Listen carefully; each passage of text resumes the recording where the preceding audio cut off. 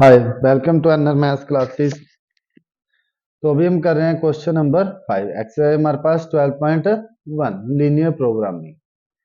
तो क्वेश्चन करते हैं हम स्टार्टिंग। हमें क्या करना है, जेड को जो है मैक्सिमाइज करना है। ठीक है, जेड को मैक्सिमाइज करना है। जेड हमारे पास है 3x प्लस 2y और हमारे पास जो सब्जेक्ट टू कंस्टेंट है वो कौन से हैं, सब्जेक्ट टू कांस्टेंट। वो हमारे पास है x plus 2y less than और equal to 10 comma 3x plus y less than equal to 50। तो हम क्या करेंगे, इसी को अब लिख लेते हैं। हमारे पास जो एक इक्वेशन हमारे पास बन रही है x plus 2y is equal to 10 लेंगे हम, एंड सेकंड जो हमारे पास 3x plus y is equal to 50। क्या करना है, अभी हमने x और y की वैल्यू निकालनी है और ग्राफ में हमने पुट आउट करनी है x y। सेम हमें यहाँ पे एक बॉक्स बनाना है और यहाँ पे x एंड y की जो वैल्यू है वो हमने पुट करनी है। हमारे पास x है एंड y है। तो देखो, अगर मैं x को 0 पुट करूं तो y मेरे पास कितना आएगा 5। अगर मैं x को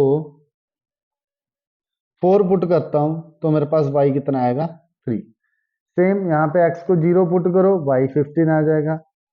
ठीक है, अगर मैं y को 0 पुट करता हूं तो मेरे पास x कितना आ जाएगा 5। एंड अगर मैं x को 3 पुट करता हूं तो मेरे पास y कितना आएगा 3 3 जा 9 6। अगर मैं x को 4 ही पुट कर लूं तो मेरे पास y आएगा 3। तो ये आ गया हमारे पास पॉइंट्स।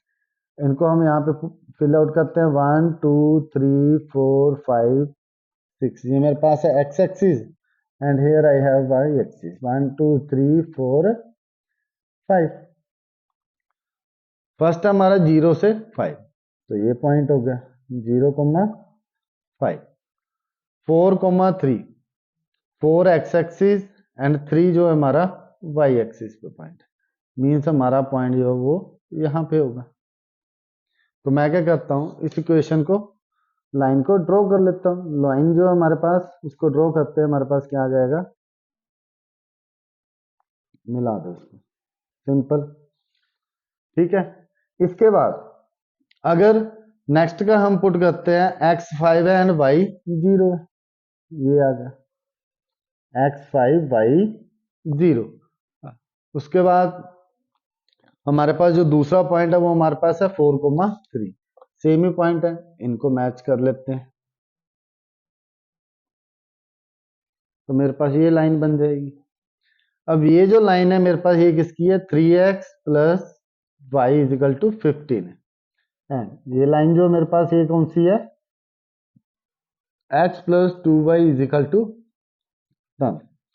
हमें अब फिजिबल रीजन फाइंड आउट करना है। फिजिबल रीजन हम कैसे फाइंड आउट कर सकते हैं, तो ध्यान से देखो। मैंने आपको बोला है कि हमारे पास लेस देन इक्वल टू का साइन है, तो मेरे पास मतलब इस जो लाइन है इसके तो अंदर अंदर का ग्राफ बनेगा, एंड दिस इज आल्सो, तो इस लाइन के भी अंदर अंदर का ग्राफ बनेगा। अब ये पॉइंट मेरे पास क्या आता है 0,0। तो मेरे पास जो फिजिबल रीजन है वो यहां से शुरू होगा, इस एंड को मिलेगा। ठीक है, और यहां से यहां तक, यहां से यहां तक। तो ये जो हमारे पास शेडेड आ गया ये हमने फिजिबल रीजन हो गया हमारा। ठीक है, ये हमारे पास फिजिबल रीजन।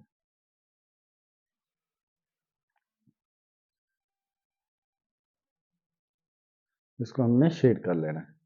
आपने इसको लेड पेंसिल से शेड कर दो या पेन से कर दो, प्रॉपर इसको शेडिंग देनी है।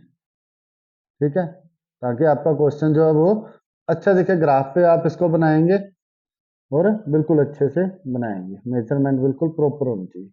ये आ गया हमारे पास। ठीक है, फिजिबल रीजन। अब आपको यहाँ से पॉइंट पता चल चुके हैं कि हमारे पास जो पॉइंट आएंगे वो कौन से आएंगे, मैं लिख देता हूँ। The feasible region determined by the constant. हम इसको ऐसे भी लिख सकते हैं, लास्ट क्वेश्चन मैंने आपको अलग तरीके से कहा है, इसको वैसे भी लिख सकते हैं। द फिजिबल रीजन determined जो हमने डिटरमाइन किया, ठीक है। बस वही जो हमने क्वेश्चन में किया वही लिख रहे हैं, डिटरमाइन बाय द कांस्टेंट। जो हमारे पास कांस्टेंट हमें गिवन थे उनसे हमने क्या डिटरमाइन किया है।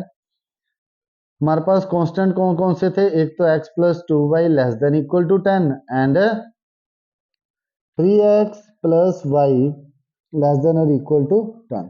और हमारे पास एक और था x कोमा वाई, जो वो दोनों ही ग्रेटर देन 0 होंगे, ठीक है।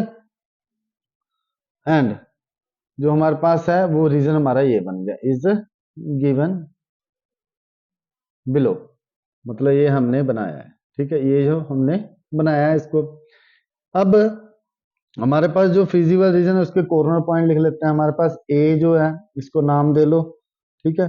इसको मैं यहां से नाम दे देता हूं A, B point, C point and this is our D point. A जो है हमारे पास वो कितना है 5,0, बी पॉइंट है हमारे पास 4,3, सी पॉइंट है हमारे पास 0,5 and D point is 0,0 are the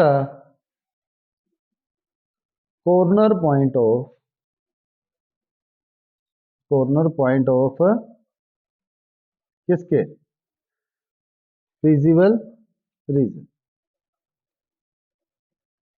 ये कौन सा हमारा फिजिबल रीजन है, ये हमारा बाउंडेड फिजिबल रीजन है। तो हमें अब यहाँ पे जेड वैल्यू पता करनी है, तो वैल्यू ऑफ जेड हम निकाल लेते हैं। ऐसे करके आपने एक बॉक्स बनाना है, ठीक है। बॉक्स बना लोगे, यहाँ पे आपने पॉइंट लिखने और इस साइड हमारा जेड की वैल्यू आ गई। यहाँ पे क्या आता है कॉर्नर पॉइंट। आपको कोई भी क्वेश्चन आ जाए आपने ऐसे ही करना है, ठीक है। एग्जाम्पल भी ऐसे ही करनी है, मैं आपको एग्जाम्पल भी कराऊंगा, ठीक है। थोड़े टाइम बाद मैं आपको एग्जाम्पल भी करवाऊंगा। 3x प्लस 2y, बट आप उसके लिए मेरे चैनल को जैसा सब्सक्राइब करें, लाइक करें एंड शेयर करें। मैं आपको एग्जाम्पल भी सारी सोल्व करवाऊंगा। ए जो हमारे पास वो कितना है, पॉइंट लिख लो 5,0, बी पॉइंट हमारे पास कितना है 4,3, सी पॉइंट हमारे पास कितना है 0,5 एंड डी पॉइंट जो हमारे पास है वो है 0,0। तो यहाँ वैल्यू पुट करो, जेड की कितनी आएगी 15, 4 3 जा 12 एंड 3 2 जा 6, 12 प्लस 6 18, 5 2 जा 10 एंड दिस इज 0। तो मेरे पास इसको मैंने मैक्सिमाइज करना, तो ये मेरे पास मैक्सिमम वैल्यू आ गई। तो मैं यहाँ पे लिख सकता हूँ hence the maximum value of z is hence the maximum